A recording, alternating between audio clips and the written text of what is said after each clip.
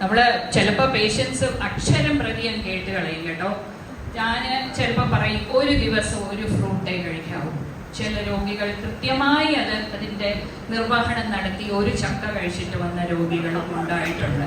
അപ്പോൾ വളരെ നമ്മൾ പറഞ്ഞു കൊടുക്കുമ്പോൾ എന്ത് ഫ്രൂട്ട് ആണെന്നും കൂടി കൃത്യമായി പറഞ്ഞു കൊടുക്കണം. അപ്പൊ ഇത്തരത്തിൽ നമ്മൾ ആഹാരം കുറയ്ക്കുക എന്ന് പറയുമ്പോൾ എന്താണ് കുറയ്ക്കേണ്ടത്? ന്യൂട്രീഷൻ, നമുക്ക് കിട്ടുന്ന നല്ല ആഹാരങ്ങൾ, അല്ലെ പ്രോട്ടീൻസ്, അല്ലെ നാരുകൾ കുറയ്ക്കാൻ ഇടവരരുത്.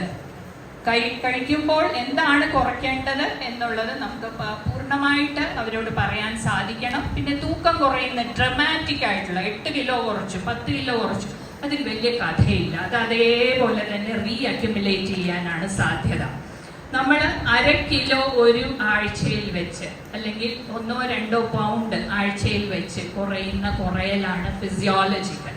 അത് മാത്രമേ നമുക്ക് നിലനിർത്താൻ സാധിക്കൂ.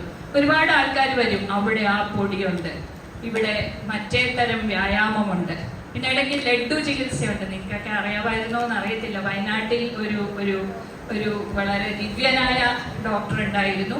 ലഡ്ഡു കൊടുത്ത് ഇൻസുലിൻ പ്രവഹിപ്പിക്കുന്നതായിരുന്നു അദ്ദേഹത്തിന്റെ പ്രിൻസിപ്പൽ. എനിക്കതിന്റെ ശാസ്ത്രം ഇതുവരെ, ഡോക്ടർ മധു പറഞ്ഞതുപോലെ ഇന്നത്തെ ശാസ്ത്രം നാളെ തെറ്റായിക്കൂടാ എന്നില്ല. പക്ഷെ എങ്കിലും ഇതുവരെ മധുരം കഴിച്ച് പാൻക്രിയാസിനെ ഉദ്ദീപിപ്പിക്കുക എന്നുള്ള ഒരു വളരെ അശാസ്ത്രീയമായിട്ടുള്ള ടെക്നീക്കായിട്ടാണ് ഇതുവരെയുള്ള മെഡിക്കൽ സയൻസ് മനസ്സിലാക്കുന്നത്. അപ്പൊ ഇത്തരത്തിലുള്ള അശാസ്ത്രീയമായിട്ടുള്ള പെട്ടെന്ന് ഫലം കിട്ടുന്ന അല്ലെങ്കിൽ മാജിക്കൽ റെമഡീസിലേക്ക് പോകാനുള്ള മനുഷ്യന്റെ ഒരു സ്വഭാവം, അത് നമുക്ക് ലൈഫ് സ്റ്റൈൽ ഡിസീസസ് വലിയൊരു ചലഞ്ചാണ്. കാരണം ഇത് നീണ്ട കാലം ഇങ്ങനെ പോവല്ലേ. അപ്പൊ അതിൻ്റെ ഇടയ്ക്ക് ഒരു അഡ്വൈസ് കിട്ടും, അതിൽ നിന്ന് അപ്പുറത്തേക്ക് ആളുകൾ ചാടും. പിന്നെ ഒരു ദിവസം വളരെ അതിൻ്റെ ഇടയ്ക്ക് എനിക്ക് പേഷ്യൻസ് ഉണ്ടായിട്ടുണ്ട്, അക്യുപങ്ക്ചർ കൊണ്ട് പ്രമേഹം മാറും എന്ന് വിശ്വസിച്ച ആൾക്കാർ ഈ പ്രബുദ്ധ കേരളത്തിൽ ഉണ്ടായിട്ടുണ്ട് എന്ന് വളരെ വ്യസനത്തോടെ നിങ്ങളെ അറിയിക്കട്ടെ. അതെങ്ങനെയാണ് അവരെ പറഞ്ഞ് ഫലിപ്പിച്ചത്? നമ്മുടെ വാസ്തവമായിട്ടുള്ള കാര്യങ്ങൾ പോലും നമുക്ക് പലപ്പോഴും പറഞ്ഞ് ഫലിപ്പിക്കാൻ സാധിക്കുന്നില്ല. അവരെങ്ങനെ പറഞ്ഞ് ഫലിപ്പിച്ചു എന്ന് എനിക്കറിയില്ല. പക്ഷെ ആ പെൺകുട്ടി വലിയ പ്രായമുള്ള ആളല്ല, ഒരു 10 കിലോ കുറഞ്ഞ് മസിൽസ് ഒക്കെ പോയി ഒരു കിഴവിയുടെ അവസ്ഥയിൽ വന്നു. പിന്നെ നമുക്ക് ഇൻസുലിനൊക്കെ എടുത്ത് അവരെ ഒന്ന് പച്ച പിടിപ്പിക്കേണ്ടി വന്നു.